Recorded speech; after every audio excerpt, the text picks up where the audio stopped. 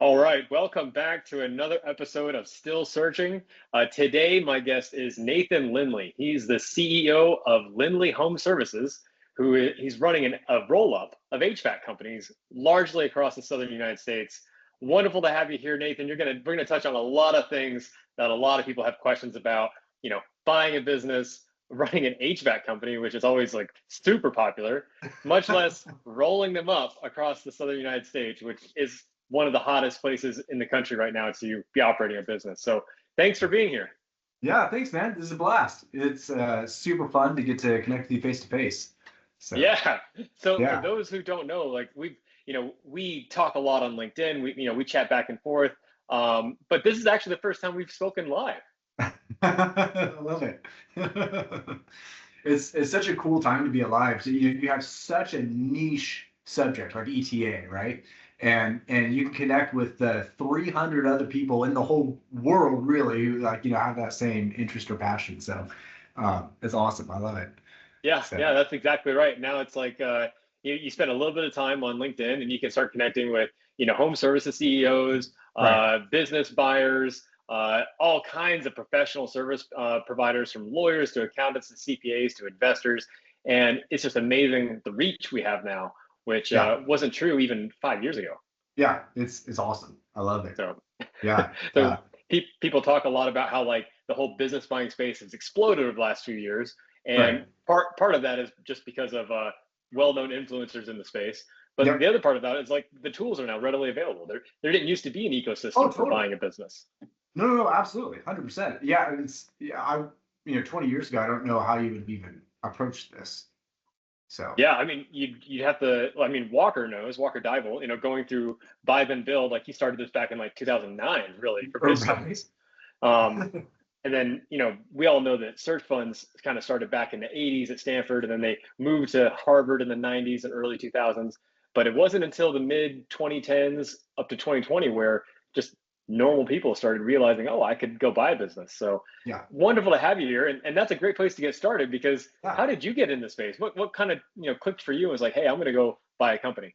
Yeah, so I co-founded a book publishing company with my dad back in 2004 when I was just getting out of high school and kind of going through college. I always knew I wanted to be an entrepreneur, and I was going to I was living in Portland, Oregon at the time. He was going to Portland Community College, and they didn't really have like an entrepreneurial path in college at that point. That kind of came probably 5, 10 years later, and so I dropped out of school and founded this book publishing company with my dad, and and this was a whole long story in of itself. We ended up running that for 15 years and it never really scaled the way that we had hoped it would. But when we're doing that, I spent a lot of time working in our print shop because we kind of had our own printing facility. And so I listened to a ton of books. And so one of the series of books I listened to was the Rich Dad Poor Dad series. And in one of those, he obviously talks a lot about real estate investing, but he also kind of just drops this little, like almost a little aside that you can also buy businesses, and that caught me off guard because we were at like year 6 or 7 in our book publishing business, bootstrapped the whole thing. I'm not joking, it took probably 10 years to break 300,000 in revenue. And so it was just such a slow burn, and so this thought that you could buy revenue and on day one your phone is ringing, Yeah. just really stuck with me. And I had experienced such profound pain just trying to get that flywheel turning. So when we eventually shut down our book publishing company, like that was like priority number one was, I have to try this. It's one of those things like, once that idea gets in your head, you have to know what's down that path, and Yeah. what's behind Yeah. that door. And so, But man, what a great foundation though, because that's one of the issues that a lot of first time buyers run into now, is that they've never had that experience of like the slow grind or operating a small business in any yeah, shape or fashion. And yeah, so like you spend almost 10 years running this publishing business, and fighting the headwinds, fighting the struggle, learning yeah, how like it's done organically, to where yeah. when the time came, you're like, oh man, I could buy revenue, I could buy customers. That's Oh, like pouring exactly. jet fuel on it. No, exactly. And I mean, there is such a rat's nest of issues involved in bootstrapping something and getting it off the ground, like looking for product market fit. And I mean, like there are 100 issues that you just bypass when you're doing the ETA approach. Like you have product market fit. Hopefully you have a team. I mean, there's a lot of ifs in there, but you're starting like at year 10 versus Yep. bootstrapping. So it has its merit for sure. Yeah, yeah, Yeah, definitely. And then you get yeah, the leverage of being able to not just acquire revenue and customers, but doing it in a way that makes a lot of financial sense, yeah. as opposed to like you're basically just buying back all of that bootstrap time. Oh, absolutely. 100%. Yeah, yeah. Okay, so like it's So, funny you say that how like one little thing kind of tipped you off, and I was the yes. same way. I was wrapping up my MBA program at NYU, and Stern is a finance school. It's not known for buying businesses or anything like that. And Okay. so I was wrapping up my last class, entrepreneurial finance, and there was one little chapter, like chapter 3 or 4, that talked about small business multiples, and it was like kind of like how this happens on like the on a very micro scale. Oh, And I yeah. was like, oh my God, if there's multiples, then you can buy them. People are buying these.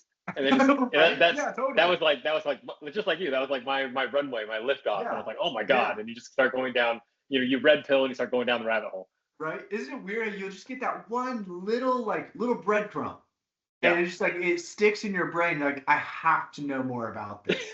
Yeah, Okay. So you got the breadcrumb, you yeah. close the publishing shop. Yes. How do you Yep. move forward? Yeah, so in 2018, we just decided to shut it down. We were just exhausted at that point, and so my wife and I, when we had first gotten married, we had bought a fourplex. The very first thing we did as a married couple was we bought this 4-unit rental property up in Portland. That was in 2018, and the housing market just exploded from there. So we had a lot of equity in it. So we had shut down a book publishing company, and we had all this equity. And I also really wanted to get out of Oregon super badly. I had never enjoyed living there. And so I also knew I wanted to try this ETA thing. And so if we were ever going to move, it needed to be right then, because I'm about to like put roots down again, and then it's going to be like game over for ever getting out of the Right. Northwest. And so I wrote down a list of all of the businesses that I could think of where the thing that I had learned in the book publishing thing was, no matter how great my book was, nobody had to have it. It was always a discretionary purchase, and I was very acutely aware of that over time. And so I wanted to be the guy where, if I had just lost my job and this bill came in the mail, I would call my dad and I would borrow the money to make this payment, right? Because I noticed that no matter how broke I was, I found the money for certain things, Yeah. right? Like, you're never going to go without food. You're never going to go without I mean, well, you might have to move in with your parents at some point, I guess, but there's certain just priorities. And so I wrote down a list of all those things. There's like roofing and fencing and plumbing, and all this kind of stuff. And this was in 2018. This was pre-COVID. And my dad had a really wide network of friends, and happened to have a friend in the HVAC space down in Central Texas. And so I called this guy up and I said, "Hey, I'm thinking about getting into HVAC. I don't know anything about HVAC. If I gave you a piece of whatever I buy, would you consult for me and show me how to run this thing?" And he said, "Yeah, Yep. absolutely." So my wife and Smart. I we sold our rental property. Yeah, looking back on everything that I did, like, it was a good plan. It just didn't go well. It's Right. like, the execution was lacking significantly. Um, so we sold our property. We moved down to Dallas, and then the deal that I had my eye on ended up falling through, which in retrospect shouldn't have been a surprise, because deals fall through Yep. all the time. But long story short, it ended up coming back around. It was just like a 9-month delay. Thankfully, our publishing company did have a little bit of residual revenue coming in off of it, so we were able to live off of that. That was kind of our bridge to get us through that 9-month gap. So we ended up closing on our first acquisition in February of 2020. Okay. Like, Wow. literally, I was watching the news of the cruise ship that had the COVID outbreak in Japan. I was watching that story while I was waiting to sign the contract for the deal. I mean, Wow. it could not have been a crazier time to be doing this, right? And so we got into. I was living in a new state, in a new industry, and during COVID. So there's no baseline you have no point of comparison for anything at all. So when it's the middle of February in Dallas and the phone's not ringing, is that normal? Is that not normal? Finally March, April, the phone starts to ring a little bit. Is this good? Is this not good? Yeah. And what I didn't realize at the time was that the guy I had brought in as my technical partner, as my who's supposed to kind of be my operating partner, I did not do a good enough job of vetting him to make sure that he really knew how to run the business side of things. What it turned out is that he was a very good technically. He could solve a lot of technical issues. He could repair an air conditioner very well, but he was not very good at running an air conditioning company. And completely different skill sets. Totally different skill set. And I should have known better. I should have done a deeper dive like on his books just to make sure that he is who I am believing him to be. He was never dishonest or anything. I just didn't do a good enough job of making sure that this was going to be the right fit. And he's still a shareholder with me today. And a wonderful guy, but just didn't know the things that I was going to come to him to get this knowledge. And so all the KPIs, like how many calls a day should you be able to book? How many calls a day should each technician be expected to run? What should be the average transaction value for each call that you run? None of those things could he give me any sort of framework for. It had no concept for what gross profit should be or what my overhead should be at a certain size. And so because I'm in a new industry in a new city, and there's COVID going on, there's no way to establish like a benchmark because there's zero history, and whatever history I was able to get from the previous owner was not during COVID, Right. And also his record sucked to begin with, so there's only so much you could get out of it anyway. So so sorry if this is long-winded, but no, this is perfect. And what was the size of the business? Okay, so that when you acquired, they've been doing between 850 and $1 million a year. And I paid 850,000 for it on an SBA 7A loan. So my payment, even to this day, is about $9,000 a month. So you probably, I mean, obviously at that size, there's not really EBITDA, but you probably paid about what 2.5 to 3 times SDE. Yeah, it was about 3 times. Yeah, I'd say right in there. So it was not bad from a multiple perspective.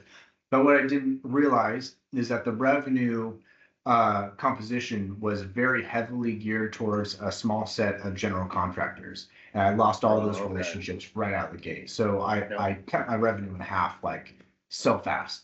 And this kind of speaks to my just not knowing what I didn't know.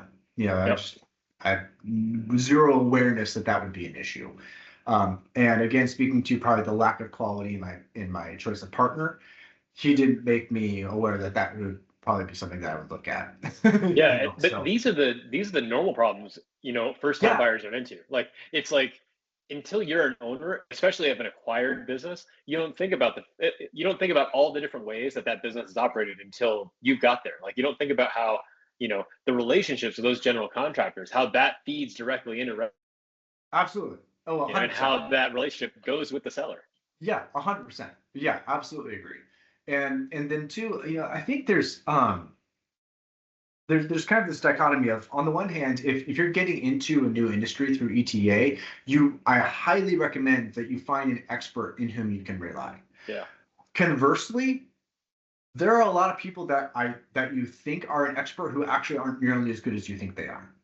You know what I mean? So there's like, even like the guy who does my taxes, I still like, I trust him to a point, but then I still find myself kind of like having to go, okay, well, explain this a little bit more thoroughly to me, because I feel like you skirted around some, so it's this, there's this dichotomy. They say the definition of an expert is someone who's read one chapter ahead of you.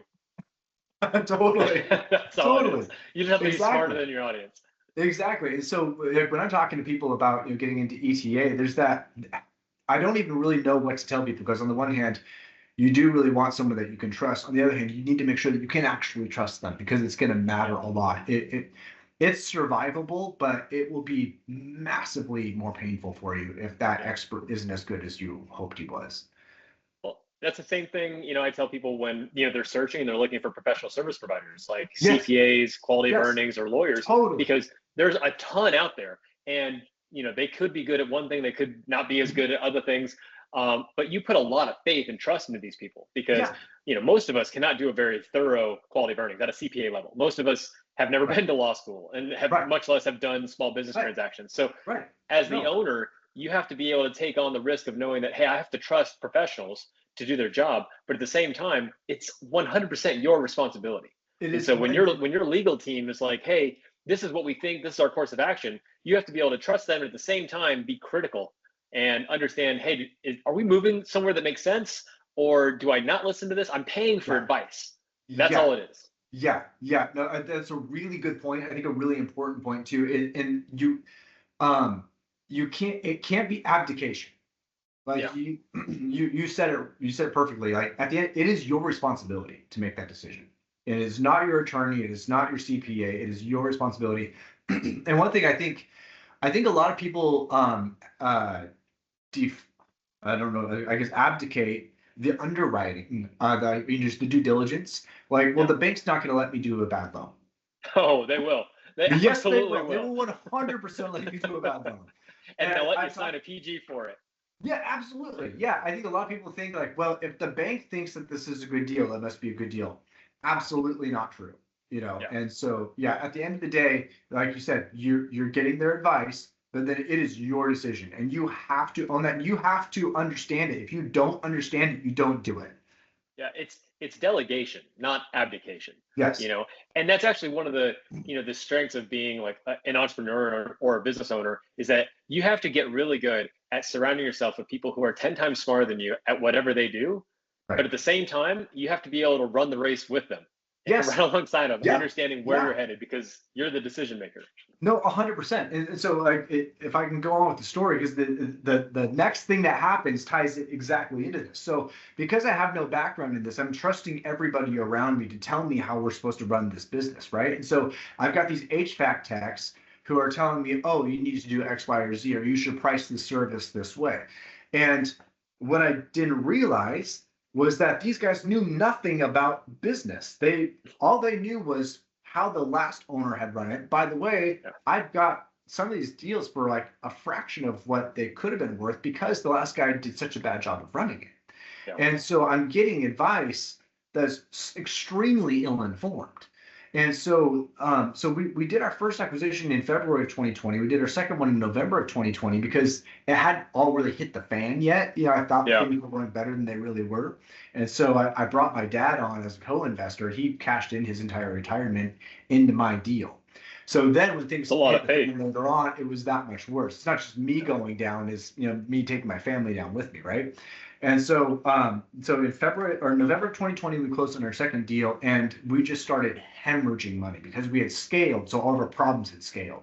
Yeah. And so in 21, we lost like $250,000 or $300,000 or something insane like that. We burned through, all of our working capital. I called up a friend of mine in Oregon to invest. He had been wanting to invest with me, and I said, "Hey, now would be a really good time." He invested his wife's inheritance from her grandfather, $100,000. And I burned through all 100,000 of that. Again, listening to my technicians telling me how this company was supposed to run. And so going back to the whole, ultimately it's your responsibility. So I'm listening to these guys and telling me like, "Oh yeah, well, this is just how it goes in March. You should, expect to lose in stupid amounts of money, in the early spring, Easy to say when it's not your money. Yeah, exactly, right. And I always had this gut check going on. It was like, this doesn't make sense. Like, you can't tell me that the big players are doing things this way, Yeah. And finally, it was March. I think it was like March 1st of 22. I was like out of money. Like I had like literally like $2,000 in the checking account, and I had just made payroll. And I walked into our office down in Austin. I said, "Guys, I just made my last paycheck, my last payroll." And so one thing I've been wanting to do for a long time is I wanted to switch everybody over to a straight commission pay structure, because what there was going on was there was no correlation between my payroll and my revenue, none at all. So I have a $30,000 payroll and like $5,000 of revenue for that week, and then I have $30,000 of payroll and $75,000 of revenue for that week. And it's like you're just hoping every week that something good happened, but Yeah. more But the often than incentives not, aren't lined up. No, exactly. They were all on hourly or salary. And so I had floated the idea a few times of going to a commission structure, and they were all like, no, you'd never get anyone to work for you like that. Yeah. And so it wasn't until I literally was out of money that I said, the only way I can pay you from today on is if you sell something. This otherwise I literally am incapable of paying you. Yep. And that day everybody quit. And so I had two businesses, one in Dallas, one in Austin. That's about a 220-mile drive between my two locations. And I was the only employee. Wow. Yeah. And I'm not an HVAC tech, you know. And so thankfully I had just extended an offer to a guy who had actually in our interviews, like, I would actually really like to be on commission because I came from a place where I was commission and I made really good money that way. If you're okay with that, I'd like to do commission. Honestly, I hired him as soon as those words came out of my mouth, out of his mouth. I hired him, and so he happened to start like 2 or 3 days later. So I was a very short window of time where I had no employees, but I still had nobody in Dallas. Now I had that one guy in Austin. So so that was the point where things started to turn around for me, though, and that was the reason because of that is because I finally stopped listening to everybody else, because there's just this deep-seated insecurity that I don't know what I'm doing and you do. You've been doing this for 15, 20 years and I'm new at this. But deep down in your core, it just doesn't make sense. Yeah. And so finally it took me getting the spine to say, to say the emperor doesn't have any clothes, and start making the decision that I have to make, even though it's going to be extremely unpopular with people who I used to respect, but they're the ones who are driving this thing off a cliff. And so finally I'm realizing if nobody grabs the steering wheel and yanks this thing away from the cliff, we're going over, like, right now. I love how you said that too. And honestly, I love that experience happened for you, because I fell into the same trap. After I bought my business, I had a couple people who had been there. I mean, I had a lot of employees who've been there for well over a decade. A couple who had been there for a while as foremen, and knew a lot about the industry. And I really relied on them for that kind of expertise. But on the business side, I kept coming back to them like, man, we are not doing well. We're 5%, net profit is not where I want to be. And like you, I'm like, all right, I'm just want to keep this thing going, listening to it. And then finally towards the end, I had this thought where I'm like, if I want to be successful, I need to cut the 40% of my unprofitable clients, and I probably need to skim back at my payroll quite a bit. And I look back and I'm like, at the time, I did not have the courage to make that kind of surgical cut. And I look now, I'm like, man, I wish I had done that. And I'm so like, I love that you actually had that happen to you, because you need that to, it didn't work out for me, but for you, like it got to the point where I'm like, hey, it is you. It is all you. Trust yourself, make it happen. Because at this point, like you said, I don't even have money for payroll. So how am I actually going to make this work? Right. Yeah, exactly. Yeah. And at some point, physics forces you to make the decision that you didn't have the courage to make early on, And so what I would just really encourage everyone who's thinking about this is make that decision much sooner, and you'll save yourself just an incalculable amount of pain. Well, and a big part of that is just the growth, because like you said, you bought the first business in February of 20. And then it wasn't until like March of 2022 where you finally got to the point where I'm like, this is not working. I have to make a complete change. And it was forced upon you, but still, it's not like for those 2 years you weren't thinking, man, how can I make this better? Like you were trying things. Things are you're trying to get it moving. But it takes it's a learning experience. 100%. Absolutely. Yeah. I mean, we tried quotas and all this kind of stuff. Nothing else worked.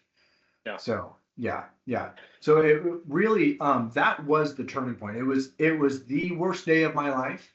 I mean, still to this day, nothing has been as painful as that moment. Like I was sitting on this couch. I literally pulled a blanket over my head and hid under a blanket for like 10 minutes. It was just unbearable stress. But it was also the day that things started to turn around for us. So, wow. All right. So you got your first, it's you and one salesman. He's all commission. We know this is the lowest point. So tell us about how you're climbing the mountain. Okay. Okay, so this speaks to alignment of incentives. Your team has to be pulling on the same rope in the same direction, right? This is a cardinal rule. Please do not do anything in business without everyone wanting the exact same outcome. And everybody wins and loses by the exact same metrics, right? So this guy goes out and starts selling $3,000 to $5,000 a day every single day consistently. Wow. Whereas my whole company combined wasn't doing it. I had like 4 or 5 techs out in the field not doing what this one guy was doing.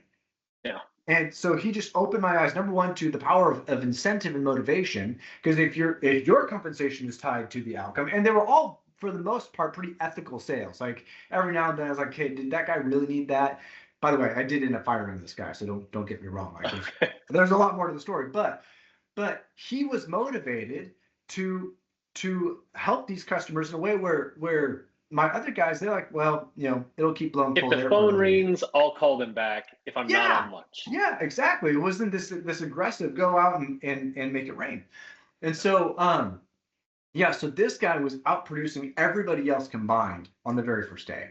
And like I did the math after like a week or two, I did the math. Like I could float the entire company. If I was lean, I could float the whole company off of this one guy. He could But at who's least actually doing cover. the work? So like everybody Yes, quit. So who's actually doing the yes, work? yes, exactly. So the other thing that it opened my eyes to was there's a huge difference in quality of employee who applies for a straight commission position. This guy, this type of employee is extremely confident in his own ability to produce his paycheck, and he's not reliant on an hourly pay rate. He's going to go out there and he's going to make his own rain. And Yeah, so Hunter. so we switched to a straight commission model from that point on. And now that guy wouldn't even hack it today by the quality of my current team. Like he would be the low man on the totem pole. That's Wow. how far we've come. So we were averaging, $200 to $500 a day per technician back when we were dying, and now we're averaging, you know, I mean, my guys, so 800 to 1 million a year in revenue is kind of our expectation per tech. So Yeah. yeah, Wow. That's yeah, incredible. yeah, Total night and day. So yeah, so your first guy, I mean, it opens your eyes to commission. It opens your eyes to like aligning those incentives. And now, you've taken that and really ran with it because now you've got a yeah, fantastic sales team. yes, But in the early days, okay, you're selling, but yeah. you've got a location in Dallas, you've got a location in Austin. So who's doing the work? Him and me. And those were some lonely days, man, driving around DFW in an HVAC van when I thought I was going to be the private equity, guy, sitting Yeah. behind a desk and, writing LOIs to shops and, like your idea of what your world's going to look like and then what it becomes, it was night and day. But Yeah, at this level, you have to be ready. You have to be ready to be the owner operator, roll up your sleeves and be like, hey, I, absolutely. I need to be able to do Absolutely. this Absolutely. because what happens, like even if you had a team, what happens if like your top guy or gal calls in that day or like you said, your team quits? Like what are you Yeah. gonna do? Are you just gonna fold up and be done, or are you gonna move Right. forward and make it happen?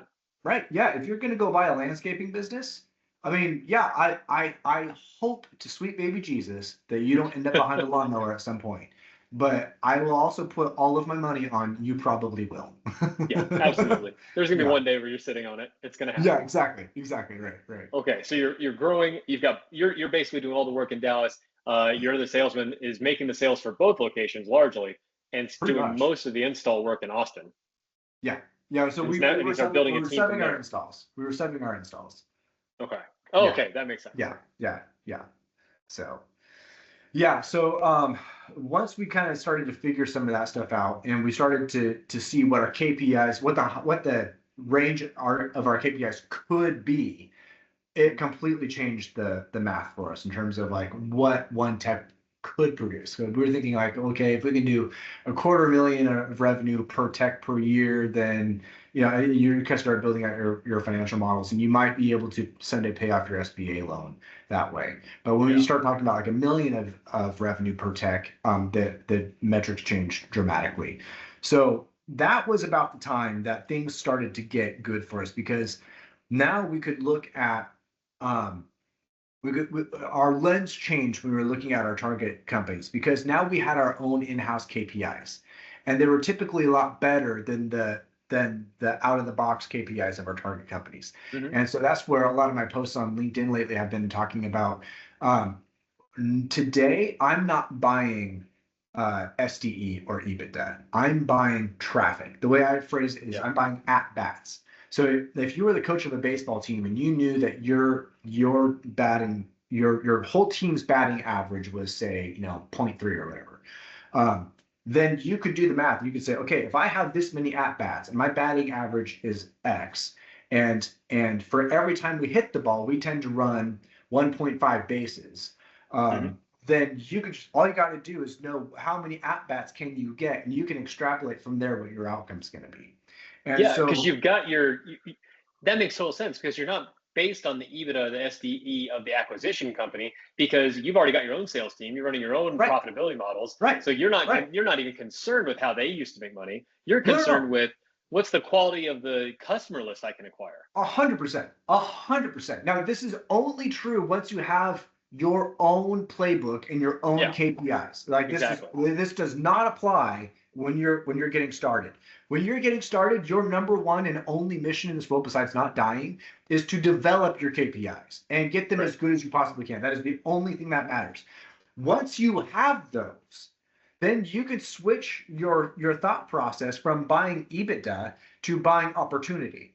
Yeah. And so you think about the EBITDA is the end result of a huge long chain of decisions that were made. So Hmm. number one, you have the number of opportunities that came in your door, right? Number of, in my case, number of times the phone rang, and then you have calls booked, the revenue sold, the gross profit that you had, and then how you spent that money on your overhead. So there's this big long chain of decisions that the other guy is making. The guy you're buying, he's Yeah. making all these decisions, and he's ending up with a number. Well, that number is the end result of like 20 different things that you have the power to change. You can change any one of those things. You can, have a higher booking rate so that a higher percentage of the calls that come in turn into actual booked appointments. You can Yeah. adjust your pricing to give yourself a better gross margin. You can, do sales training to improve the number of those calls that actually turn into a sale. Or you can hire guys who are better at selling. And then how And you pricing spend. strategy. What's that? And pricing strategy too. Exactly. There's Pricing a strategy is lot of people in home huge. services, they look at it and like, well, I'm just going to add, 15% onto whatever my cost is, and that's my Totally. price. And that's insane. Okay, so here's a perfect example. Capacitors. They're like, if you go on Google, you can find a capacitor right now for $15, or if you get the really high end ones, they're like 70, $80. We sell them for $450. That sounds usurious, and if you go on like the Nextdoor app or Facebook, you'll hear people complaining all day long about how they got charged $450 for this capacitor, and they went on Google and found it for this much, right? Right. Well, if you break down your cost per call, if you divide your overhead by the number of calls per month that we run, we're pushing $400 in overhead cost per call that we run. So Yeah. if I sell a capacitor for $450, I'm actually like at break even. That's what You people don't know, realize. I mean, and yeah, people you don't can realize that. buy parts, but you're not buying the overhead, you're not buying the skill to install, you're not Right, buying any of this stuff. You're right. when you hire someone, you're not hiring them for parts, you're hiring them for a solution to a problem. Yes, yes, exactly, exactly. So these target companies that you're out there buying, they never get that math right. Never ever do they get that math right. And It's so funny you say that 'cause I was actually talking to my brother like a week ago. He owns his own home in North Carolina, and he was talking about how like he wanted to put in like a flat portion of his driveway, to be able to park his boat on. And mhm, he's pretty handy. He can do stuff himself, but he had a yeah. contractor quote him for like $1,800 to like grade it and put in the concrete. And he's like, I can do that.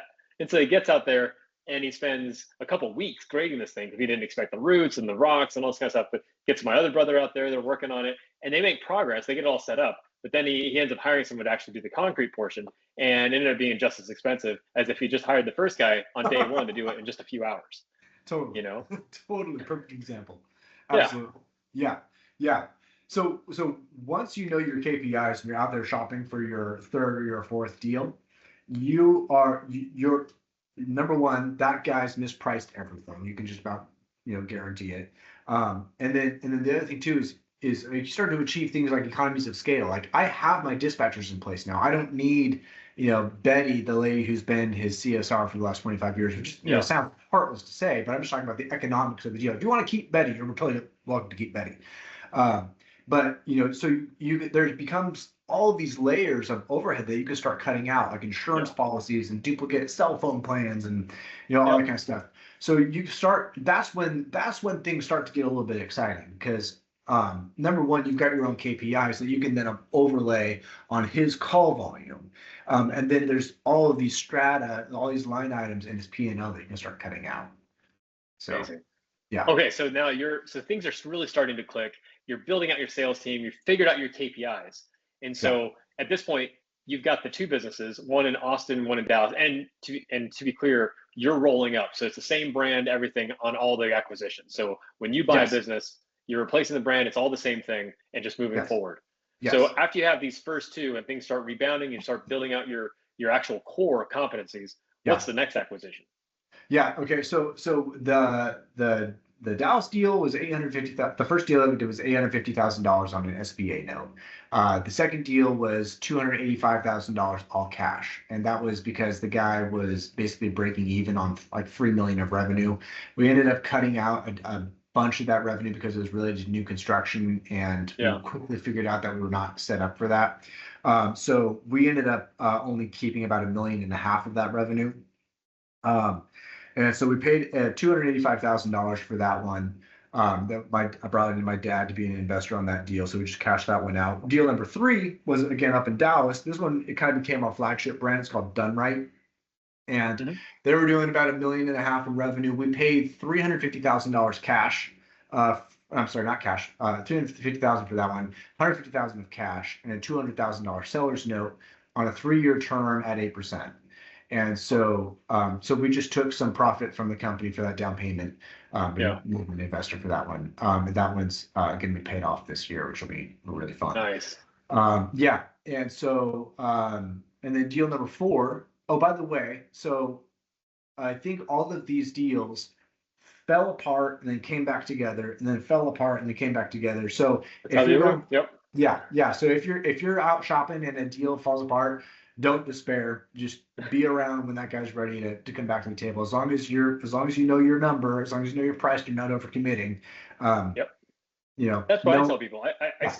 I still have business owners from my first search like call me up and ask if I'm still buying or if I know someone else who's interested in buying because they're still trying to sell. They come back around. So because they never got that $3 million price tag that they thought their business was worth, right? Exactly. Totally.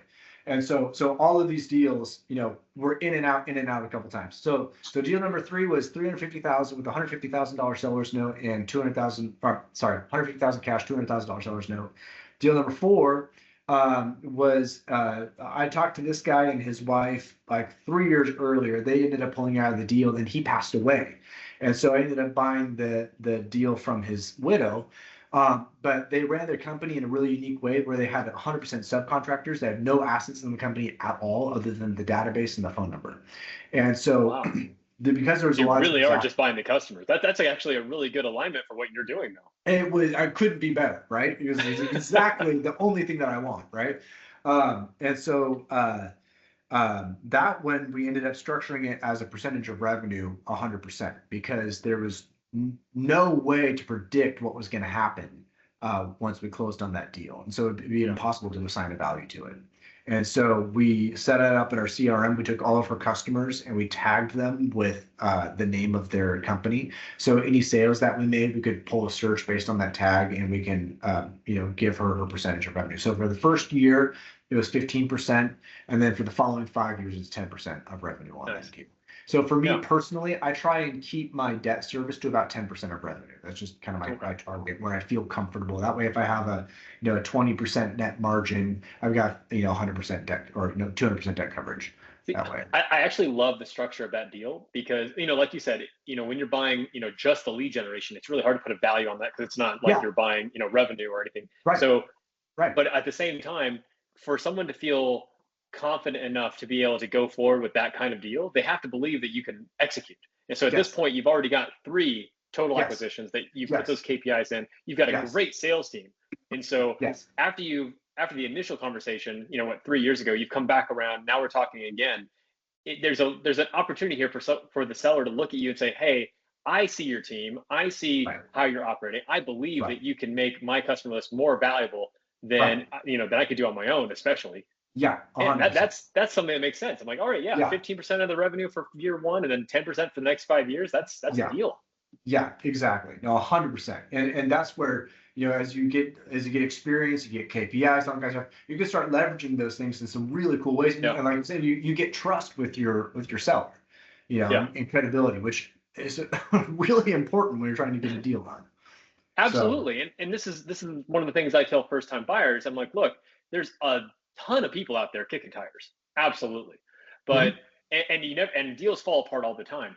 But your position changes dramatically the moment you close a deal, because then everyone else looks up and they're like, oh, a buyer.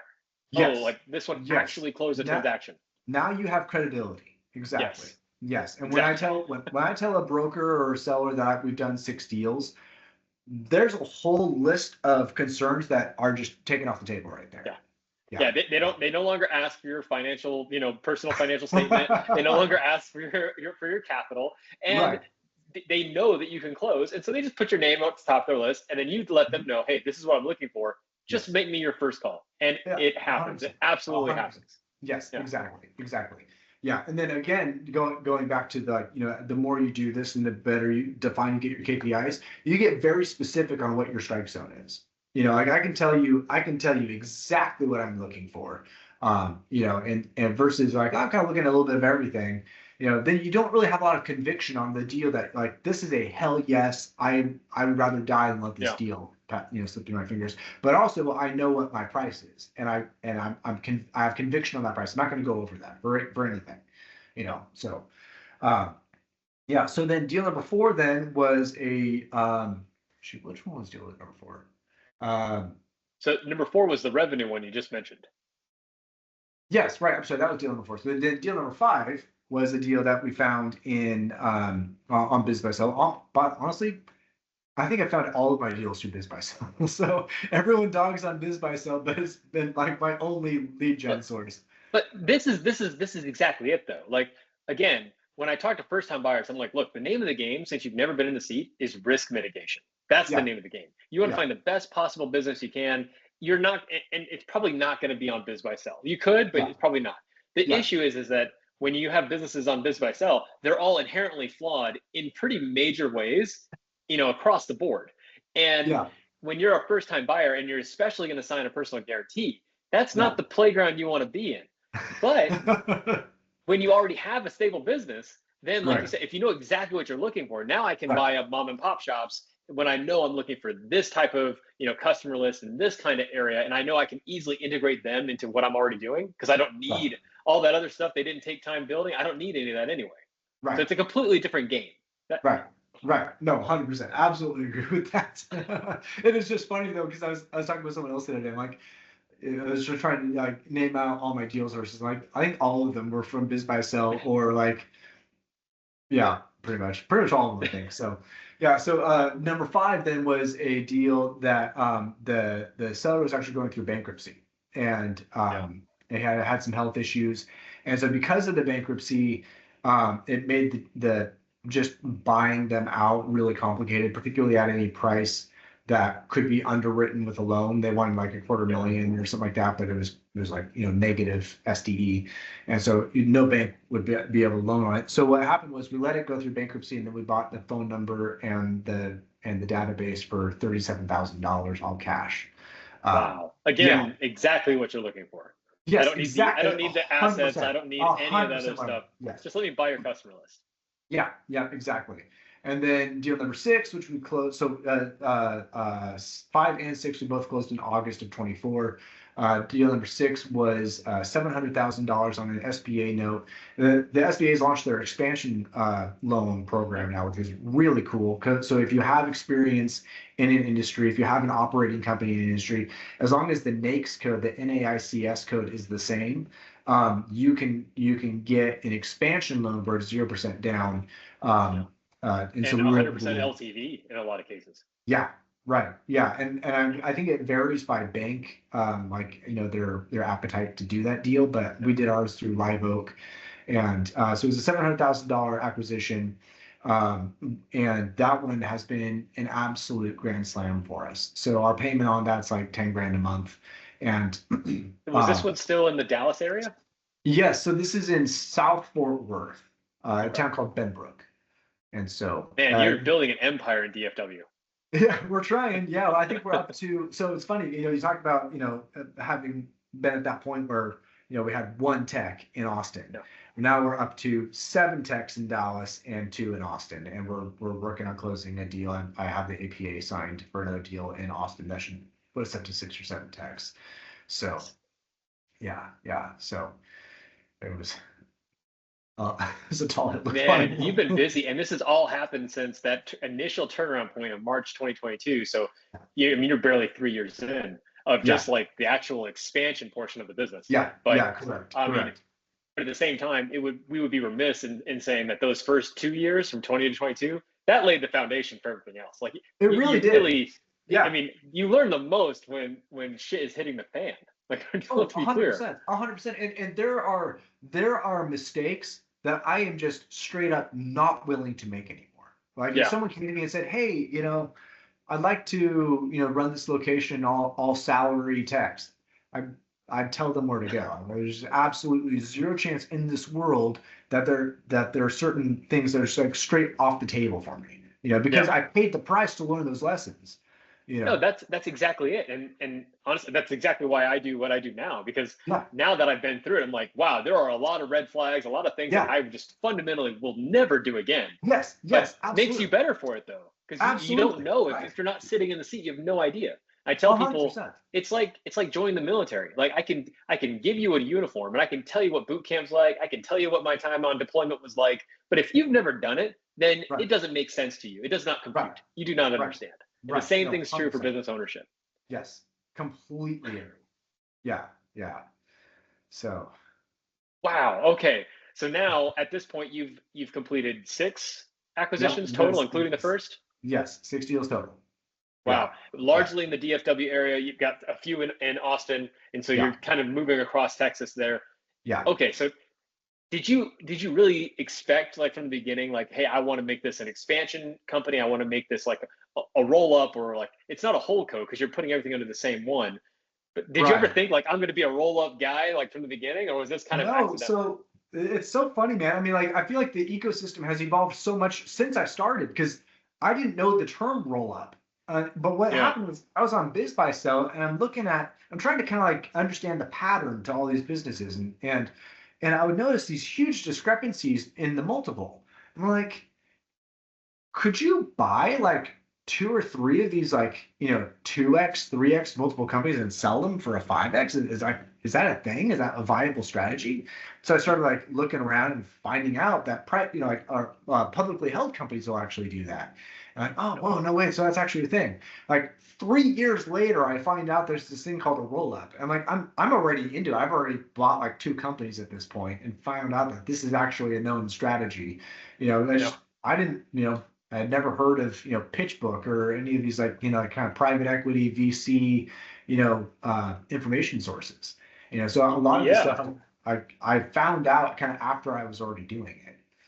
I mean, you're exactly right. You realize like, hey, could I do this? And then you got to get tipped off to like the idea of what a roll up is, and roll ups have a long history, especially in PE. Yeah. And they're one of the best ways to rapidly create value from a lot of smaller, many times distressed businesses, because you're not just combining revenue and profits, but you're systematizing all those KPIs, and then you're also you also benefit from multiple expansion. Because if I take 5 companies doing $1 million and then I combine them all into one company doing 5 million, and then I cut out the cost, the overhead waste like you described, and at the same time put systems throughout the whole thing, I could theoretically move revenue from 5 to 7.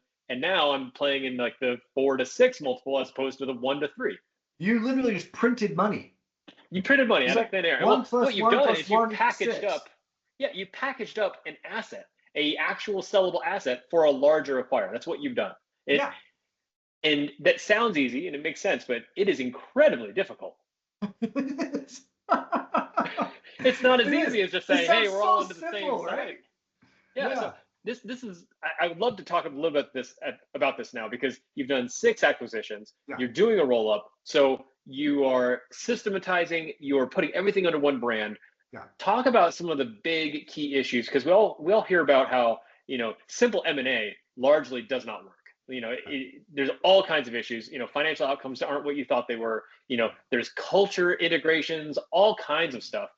Talk about some of the big things, just from rolling up these companies that you've discovered, and maybe some lessons learned as well as some positives that you weren't expecting.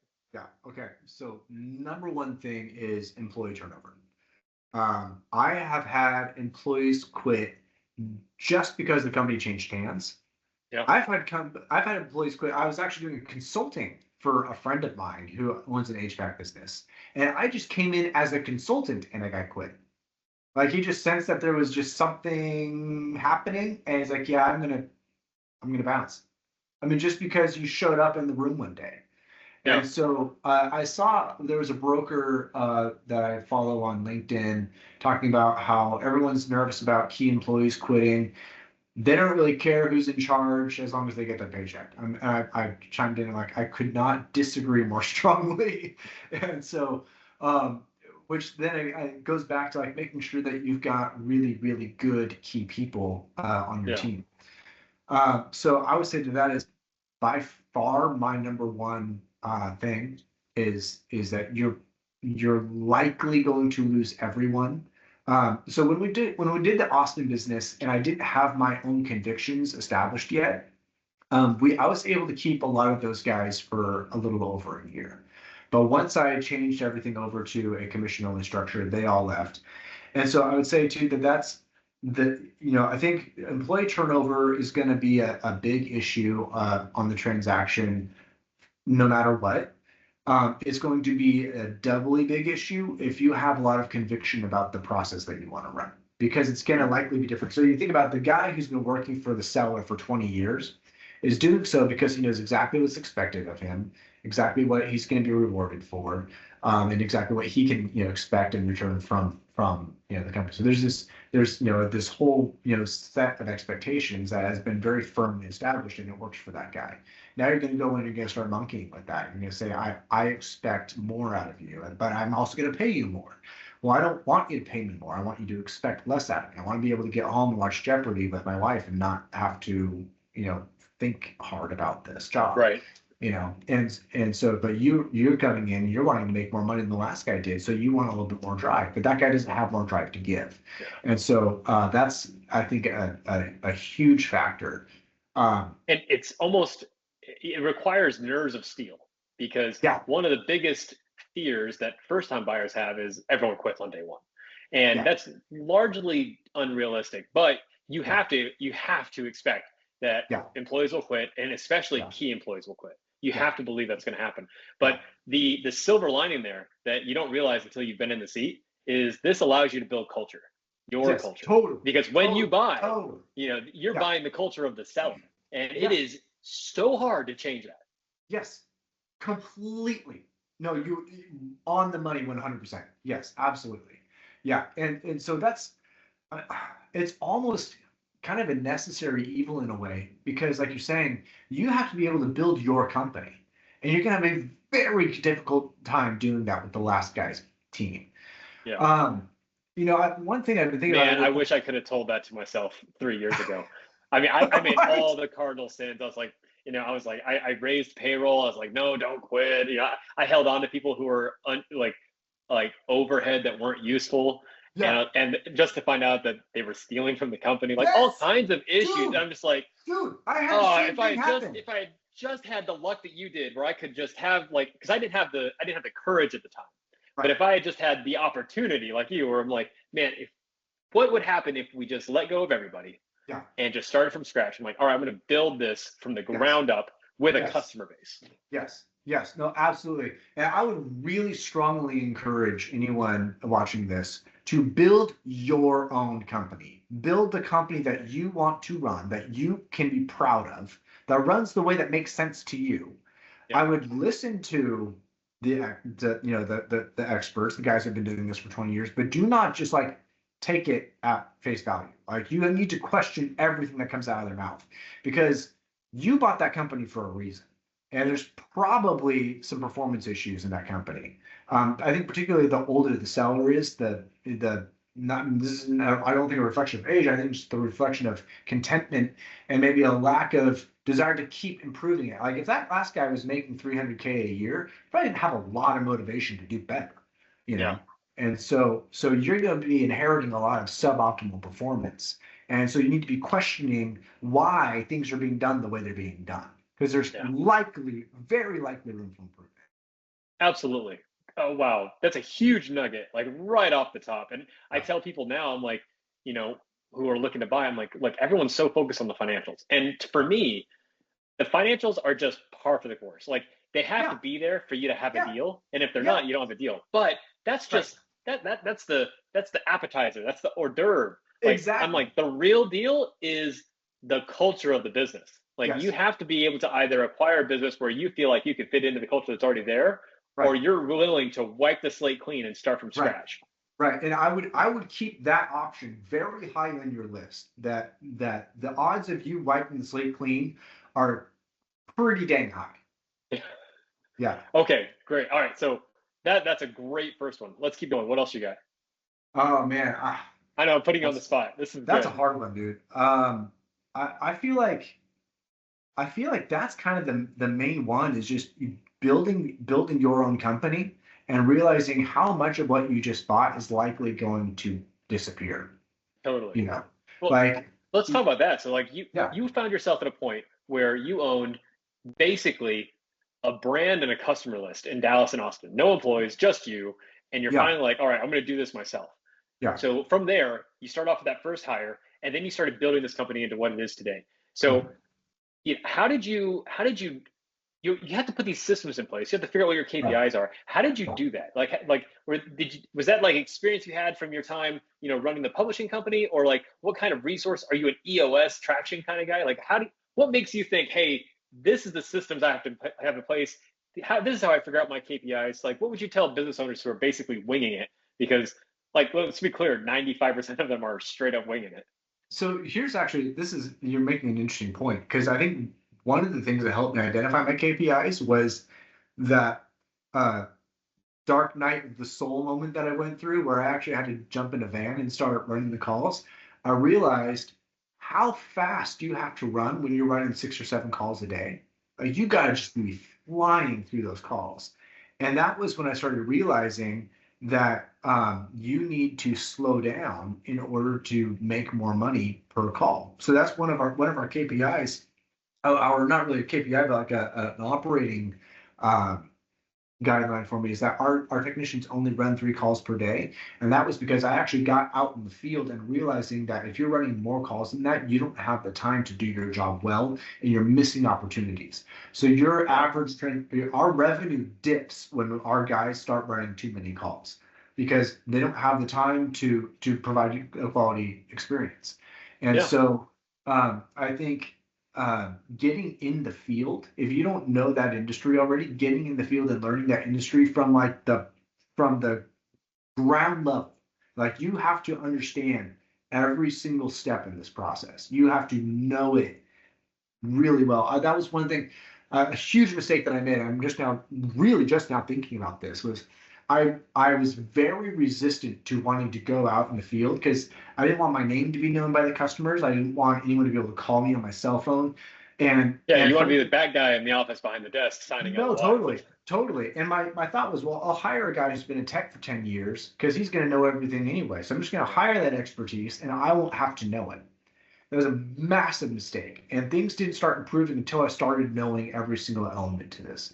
So knowing what it's actually like to be out in the field running calls helped me to figure out that too many calls is not a good thing. Like other shops out there that we buy, they run 6 or 7 calls per day. And that's one of the first things I do is I cut that down to 3 calls per day, which sounds counterproductive, but it's not because then we're able to convert at a far, far, far higher level on each of those calls.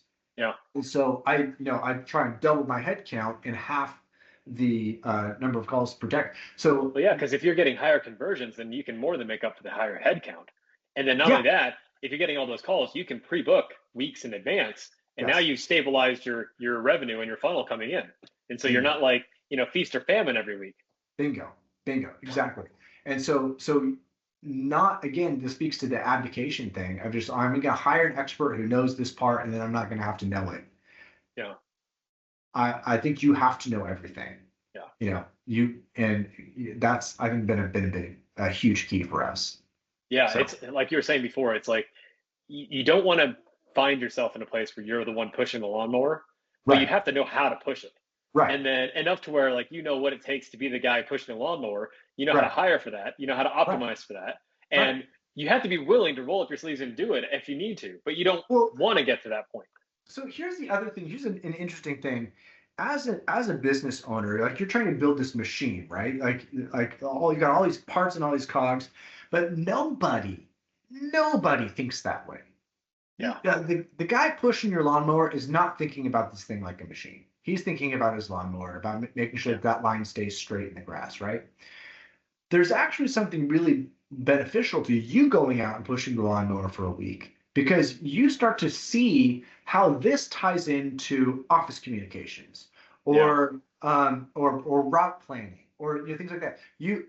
Once you get a good grasp on that role, you can then figure out how it needs to tie into these other processes. So I see this all the time where there will be like a process glitch where say like communication is not being handed off from the technician to the office in a particular area.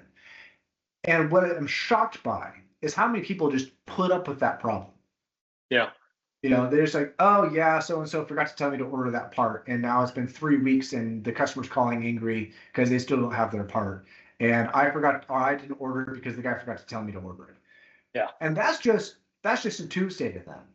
But once you know that that's going on, you can build processes to prevent that. But you can't build a process for a problem that you don't know about. And the best way to learn about a problem is to get into that position and really know it well and understand how it interacts with everything around.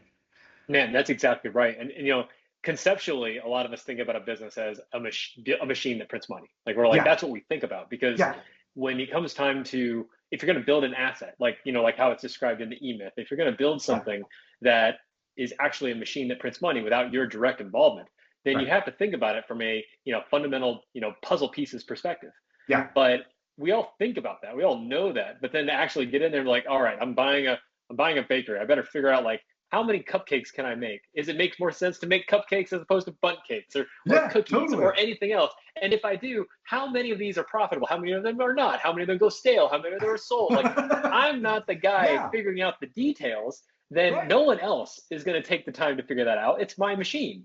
Dude, honestly, that's a super good example because let's take that as a literal example. Like, let's say you're going to go buy a bakery and you hire a baker. That baker will only do exactly what you tell them to do. They'll bake as many muffins and as many cupcakes as you tell them to do and not ask a single question. Yeah. So then it falls on you to ask the question, is this the appropriate amount of cupcakes to be baking on a Tuesday? Yeah, I mean, I know that sounds stupid. And so you have to get in there and start analyzing traffic flows, analyzing the amount Mm-hmm. of work that goes into make product A versus product B and figure out if that's profitable, if it's appropriately priced. That's one of the things that I'm always amazed by is you get in there and realize this particular repair is a ton of work. It takes our guys basically the whole day, and we're only charging $1,000 for it. Yeah, Yeah. I know the part only costs $70, but it is a huge amount of labor. But until you get in and you know it at that level, you're screwing up. I promise you're screwing up. Well, And you can't trust your employee to tell you when there's a problem. no, of You course not. cannot, yeah, Of course not. And honestly, until you have that kind of insight, you don't fully appreciate the machine that is McDonald's. Like you don't fully appreciate what they've built there because they can literally dude. take any idiot off the street and have them producing millions of dollars of hamburgers because you don't have to do anything. Everything is pre-done for you. It on Everything. it makes McDonald's that much more impressive and beautiful. Amazing. Yeah, Yes, and that's why 100%. that's exactly why restaurants get such a bad rap because it's Right, so hard to run restaurant. Like if right. you overserve, like I mean, you go to Chipotle, right? That's Yeah, I love Chipotle. And I love when they double up my chicken without me asking. But as the owner, I'm like, oh my God, my costs are through the roof, and I would have no idea because I'm not. How do you measure that? Do I weigh how much chicken I've made so I know how many grams were sold, how many go in? Because they have KPIs for that. Like 6 ounces is this much. That's why the spoon's this big. Because otherwise, your costs are insane. Yes. Totally. And although it's so much more meticulous in food service, it still holds true across all the industries. You have to know. You have to know. Think about this. At Chipotle, you're talking an extra $1.20 of chicken. In HVAC, you're talking a $300 motor that's rolling around the back of a van because it got the wrong one got ordered, and then it never got returned. So that's literally just getting destroyed in the back of a van somewhere. Or I'm in landscaping, and we did a lot of residential projects. Like that would total like $60,000-$70,000 a project, Wow. And so if we're going to go in there, we're going to build to scale exactly what the customer wants. They're going to have, they're going to make their own decisions on stone and tiling and turfing and all of this stuff. So that when I go to buy from my supply shop, I can only buy this particular stone in like this size of a pallet. So now I've got extra pallet. Like, what do I do with that? I can't resell it. It's stuck at like, it's piling up in the back of my facility. These are costs, unliquidated inventory. Yes. Am I tracking that? Totally. Oh my gosh, dude. So this was one thing that we did here a couple years ago. So we actually shut down our offices, and for a very similar reason. What would happen is we would go to pick up equipment for a job. We would either order the wrong equipment or maybe too much of something, and rather than taking it back to the supply house to get our money back, they just go dump it in our shop.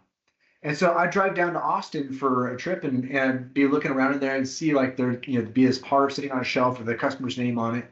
I come back a year later, and that exact part is sitting in the exact same spot. Yeah. And it was a $3,000 part. Yeah. And we can't return it now. It's like no. It's been years. And you can't return it now, and you just hope that it's a part that isn't obsolete at this point. Because a lot of the overall mechanics and stuff, like that stuff stays good for a few years. But if it's something technical, like God forbid, it's like, a technical interface or something computerized, or like, because smart homes got so popular over the last few years. If it's an interface on that, it's gone. Like I can't even sell that anymore. It's like no one wants that. Absolutely. Well, the other thing too is, let's say just by sheer luck, you do happen to find another home that needs that exact part. You have to remember that you have that part. So now you have to introduce like inventory tracking and things like that. It was such a mess. So we ended up just completely shutting down the whole thing, so that if you do end up with a part in the back of your truck, you're highly motivated to get it out of the back of your truck. Because it's taking up space, and that's a very precious commodity in the back of these guys' trucks. Yeah. So I got rid of the whole thing, so to motivate them to take it back to the supply house and get my money back. That's huge. Just making sure that the money you spent on gas and time just to have them return that equipment was worth it. Oh yeah. Oh, 100%. 100%. Yeah. Amazing. Yeah. So completely anecdotally, I was looking at a machine shop to acquire once, and they specialize in like lawnmowers and like commercial equipment, and it would have made a lot of sense, theoretically, to attach that to a landscaping business, because we do a lot of stuff like that. So I was looking at it, and I didn't acquire. And the thing that turned my stomach the most was I would open up, I went into the back, and these guys have been here for a long time, had a great customer list, but they had, I don't know, but 100,000 SKUs. Like I'm talking nuts and bolts and all just incredible amount of inventory. And it was decently organized. But I just looked at it. My first thought was, I'm gonna have to get like 10 interns for a month to just sit here and count everything. Because if I run this, because they were running it by the seat of the pants, like they didn't have inventory tracking. And like inventory tracking alone on a machine shop or repair shop, or like think about like a auto repair facility. I'm like, that is a headache I don't want. I don't want that. I don't want to have to know what all of these costs are. And so I'm like, nah, that's not a good fit for me. No, dude, but by the time you were done counting your inventory, it would already be inaccurate, because we would have gone over here and pulled some parts off the shelf and forgotten to record it. And like we said, it's not like I'm going to shut down operations to count all the inventory. And at the same time, like the employees who are running it, there's only a handful, but they've been running it for like 20, 25 years.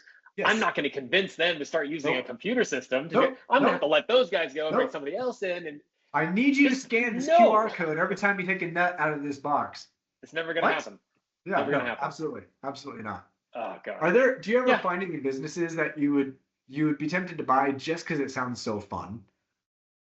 Yes.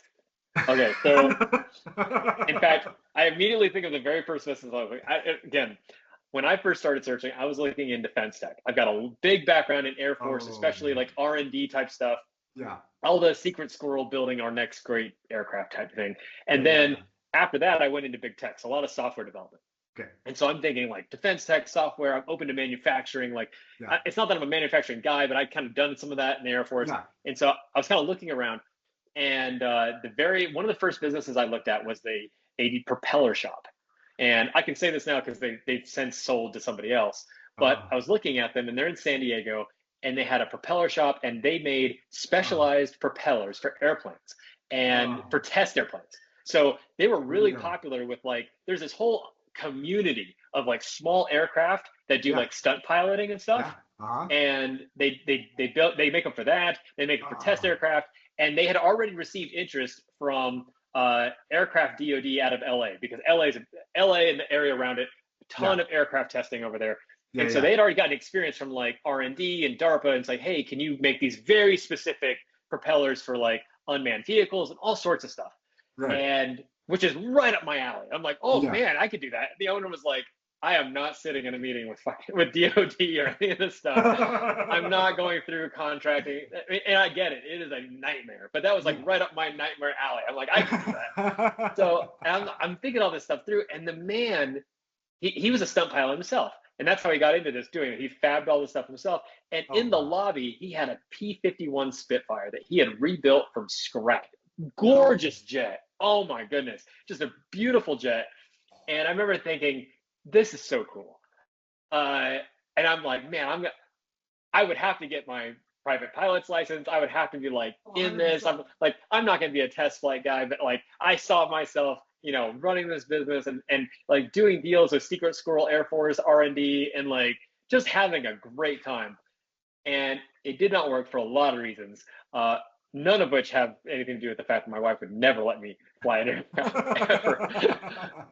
But I remember thinking about that, and I'm like, wow, what a great story. Yeah. What a great lined up story for me. But Yeah. it would have been a lot of fun. Again, not a good fit. He did end up selling to somebody who I think was a good fit. So very happy for them. But yeah, of course. I mean, Oh. and you know how it is, like when you start buying, even if you're like yourself, like you're just an HVAC, you Yeah. can't help but walk into literally every single business you walk into, and you start thinking, man, what does their capital stack look like? What does their Yep. revenue lineup look Yep. like? Man, Yep. are they making money off of this or that? What's the profits? Are they a high volume producer? Like if I walk into Walmart, I know that like everything here is just it's about volume and cheap Yeah. and sales Yeah. and inventory tracking, like we just Yeah. talked about. Like Yeah. they're Right. down to Right. the penny. They're Oh, super for sure. meticulous. Or is this Rolex where they Yeah. could care less whether you buy or not? Everything is super high priced and it's a completely different business model. And so Right. you just Right. get addicted to it. Oh, totally, totally, dude. There's one for sale right now on some newsletter that I get. It's like it's helicopter maintenance or something like that. I'm like, Yeah. that just sounds so awesome. I get sick so Man. fast because someone would die. Oh yeah. I mean, okay. Like we just said, you have to be able to, and I think everyone can get there. Yeah, You have to be in a position to where you have to learn every individual piece of the business. And if yeah, it is something, and I talked to a lot of first time searchers about this. I'm like, look, guys, if you're coming from finance or PE yeah, or quite literally anything, and yeah, you've never ran a team before, like yeah. you need to be clear that like there's a lot that goes into this. You're Yes. buying in an industry that you don't know. So Yeah, I'm a big fan of internships. I'm like, if you're yeah. willing to sign a Oh, personal 100%. guarantee on Oh, several million 100%. dollars of debt, then you should Yes. be okay with taking a couple weeks and like Yep. walking alongside a business owner and figuring out I like what the day to day is passionately like. agree with that. I passionately agree with that. Huge. Yes. Yes. Yeah, you have to Absolutely. do that. You have to understand that like you're going to have a massive amount of learning that comes from operating the business from the business side, marketing, Yeah. sales, all that kind of stuff Yeah. that you've never done before. Yep. Not to mention the technical details. You have to be able to get to a Oh point yeah. where you can wrap your head around every single aspect of the HVAC business. Yeah. Hmm. And that scales at an incredible rate when you're talking about like, oh, I'm going to buy an aircraft manufacturer. Right. Man, Oh my gosh. and you're not an engineer. Like you don't Yeah. need to be, but you Yeah. should probably start learning. And that's just going to be a higher learning curve for you. You're gonna 100%. manufacture satellites next. Like Yeah. what are you prepared to learn? And so like Yeah. the learning never ends. Oh, 100%. Which is honestly is part of what's so fun about it. But it's also definitely one of the biggest challenges. I mean, to that point, like I remember techs just straight up lying to me about certain jobs because they didn't want to have to do the work. They didn't want to have to be the one to go up on that roof and they're like, oh no, it's okay, or I can't do that because the weather's not right or something like that. Or like some sort of city code or requirement says that I can't go up there without XYZ safety equipment, blah blah blah. Bingo. Sounds very technical. It sounds very correct. And I don't want to be the guy to be like, and I'm too stupid to know any different. So yeah, absolutely. And so you got to learn. There's just no way around it. You have to learn. And you're probably the same way. I bet every phone call you get is some guy with a finance background who's wanting to get into ETA, right?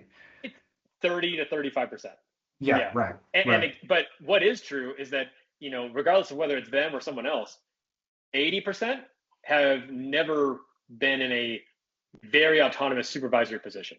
Yeah. This is one of the reasons why I'm so bullish on veterans, because by the time you're 28 years old and you've been like a staff sergeant or a company grade officer, you've led a team. You've been in charge of that team. You've been in charge of that team and their equipment and their resources and largely their families. Like you've understood like at least what it means to like lead something of actual tangible value and have to make decisions and then have to back those decisions up to your superiors and then make decisions that your superiors didn't like because you knew it was better for your team.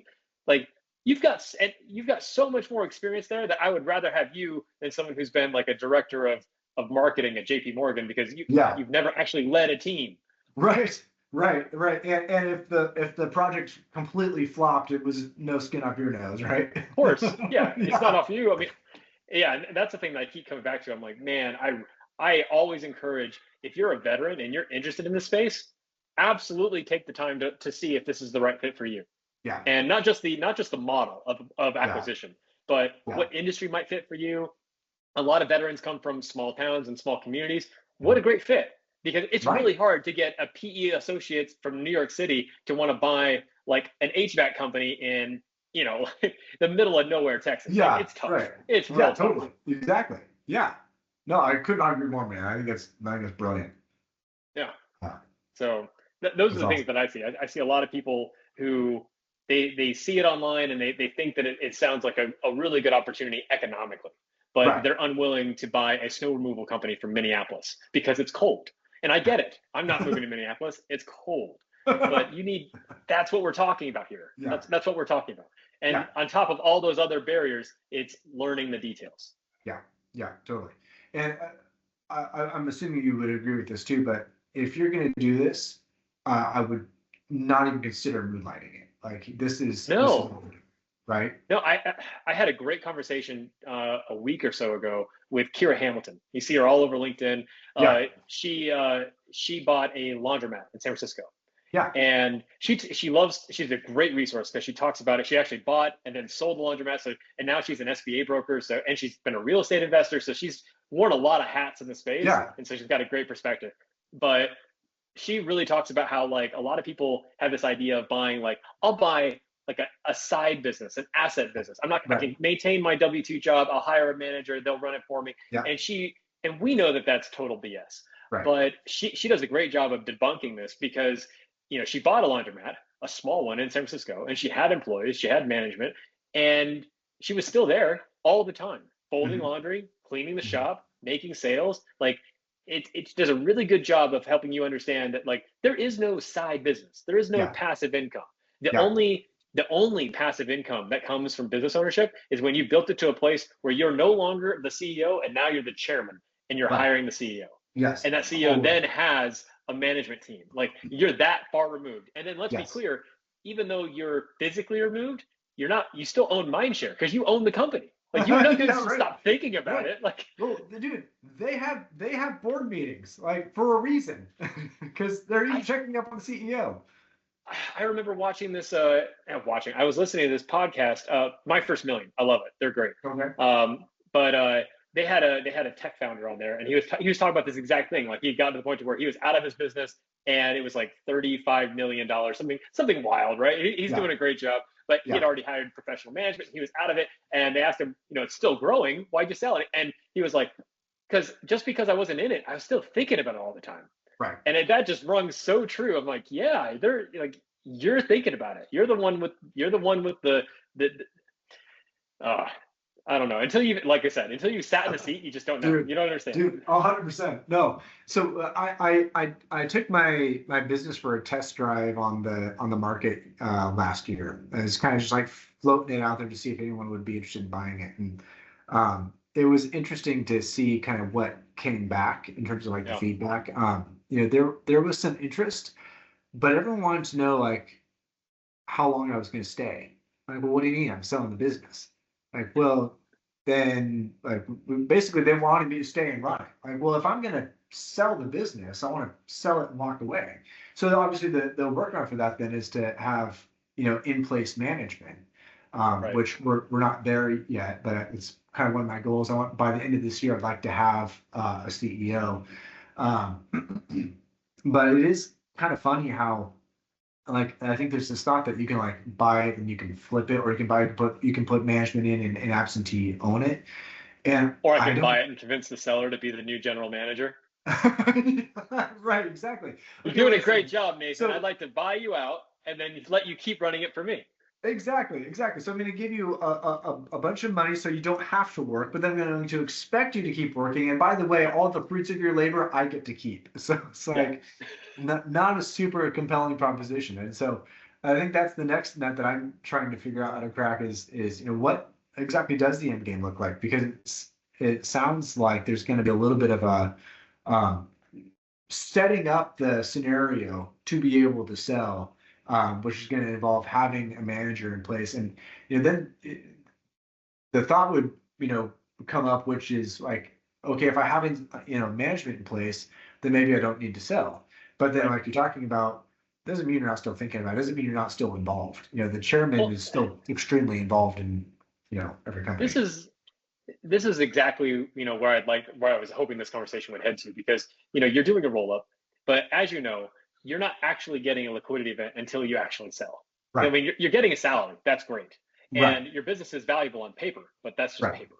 And if COVID 2.0 hits tomorrow, then you know I have full confidence that you could ride that tide. But the next time I hear somebody who's never owned a business say they're looking for a recession-proof business, it makes my head want to explode, because like you have no idea what's going to happen. You can't Right, prepare for those right, like black right, swan events. right. So we know that like as you move forward, building out your management team, it Yeah, is not only going to make your business more sellable, but it's going to increase the value of your business. It's going to provide you with more autonomy. yeah, And the beautiful thing is that when you do work yourself into that chairman seat, you keep building on the business from the chairman level. It at yeah, least gives you options. Like you could be at a yeah, place where you're like, hey, I don't need to sell. I'm actually pretty okay with this. My yeah, management team is running it. Let's keep expanding. I'll be like the business development side, or yeah. maybe you find a way to partner. But again, no liquidity event. Maybe Right. you find a way to where you built something, and to where you can partner with a PE group, and instead of buying you out completely, you keep on a minority stake, so you get some of the earn out, some of the upside there. Mhm. From an as an Right. investor, but not from an active position, maybe as a board member or something. There's Right. options, but Right. 99% of business owners will never ever have the opportunity for those options because they've never done the work to begin with that you're doing right now. Yeah, totally. No, that's absolutely true. Yeah. I think that's one thing too that I don't know exactly what the point of saying this is, but I think there is an an underappreciated difference between EBITDA and cash flow. And like I think we're pushing 1 million of EBITDA this year, but our cash flow is a very small fraction of that, and then that gets Yeah, divided across all my shareholders. So I always figure like, man, if I got to 1 million of EBITDA, I could just be rolling. yeah. I'm anything but rolling. Like it's Well, I mean, yeah, you're exactly right. I mean, and it really comes down to deciding like what's your end game. So before, yeah, this has been amazing, yeah, filled with gold nuggets, amazing things, not just for first-time buyers, but for business owners now to be like, man, that's incredible. So thinking forward, what does the end game look for you? And not necessarily with the business, but like, because I mean, you could hold this business for a long time. You could sell it next year. Yeah. There's Yeah. options, Yeah. but like if you fast forward 30 years, what does 65-year-old you look like? What does that dream look like? Yeah, so I thought a lot about this, and I think for me, what this really boils down to is me becoming the person that I want to be. Man, You love know, it. and I, I've got this kind of like avatar in my head of, 65-year-old me, and he's fit, and he's got a great marriage, and his kids, are calling him, every day, and then like on a professional level, like I, I'm still failing in a lot of areas, like in terms of leadership. I want to get good at those. Yeah. I don't want to take an exit before I've gotten everything out of this personally that I want to get, and so like I got pretty decent like with the book publishing thing. I got to where I didn't have to print the books myself. I didn't have to make the books myself. I was the manager and I had like one layer under me. Now what I'm working on is building managers, so we get like multiple layers of management. And it's Mhm. kind of a little bit of a different skill set to train a manager to manage the technicians or the installers, and so that for me I think is really my biggest goal, non-monetarily, is just making sure that I become the person that I am trying to be. Man, Does that make sense? I love it. I love it. It just reminds me of this the Jim Rohn quote where he was talking about how like when he first met the millionaire who helped change his life, Mr. Yeah, Shoaff, and he says, "I want you to set the goal to make $1 million, to be a millionaire within the next 5 years, not for the money, but for the person that you would have to become to earn the money." right, And right. you really touch on like one of the things that really drives people like us is that you have this idea of like, I want to be able to become the best possible version of myself. Yeah, And I want to squeeze everything I can out of this opportunity. And then when yeah, I'm done, I'll know when I'm done. I'll move on to the next opportunity. yeah. No, 100%, 100%. Yeah, and Amazing. and I feel like you see that happening every day, yeah, as you do this journey. You become more detail oriented. You become more thorough. You become a little bit stronger socially. Not just listening to every employee's opinion and just doing whatever Yeah. they tell you to do, but really, expressing conviction and confidence in this is the path that we're going down. I love your vision. If you want to go pursue that on your own, bless you, go do it.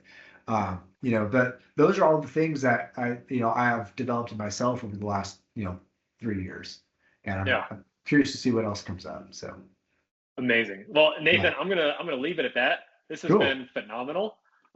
Thank you so much for telling us about your journey, a lot of the wins, and especially some of the big losses along the way, and kind of like how you're building going forward. This has been just completely invaluable. Um, if people want to reach out to you, because I know you're active on LinkedIn, Yep, is that the very, best place to find you? absolutely, yeah, yeah, All right. totally. So Great. Well, in that case, I'll link cool. your profile in the show notes. And thank you so much for being here. I've really, really Hey, enjoyed this conversation. been a blast, Jed. Thanks, buddy.